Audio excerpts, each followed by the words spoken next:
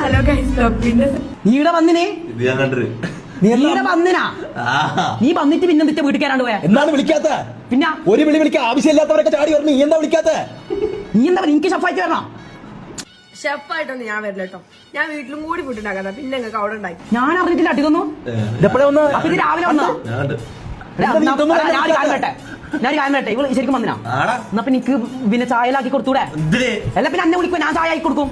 ഞാൻ കടയിൽ പോയി മേടിച്ചോണ്ട് വരൂലേ? പിന്നെ ഈ വിളിച്ചില്ലല്ലോ അമ്മമാരെ. നിങ്ങൾ ഇന്ന് എത്ര സൽക്കരിക്കുന്നുണ്ട്. ഞാൻ എന്തായാലും കേറിയിട്ട് തന്നെ പോവുള്ളേന് കേട്ടോ. പക്ഷെ മിസ്സായല്ലപ്പത്. സോറി മോളെ സോറി. അപ്പൊ ഇവള് വീട്ടിലെടുത്ത് പോയതല്ലേ?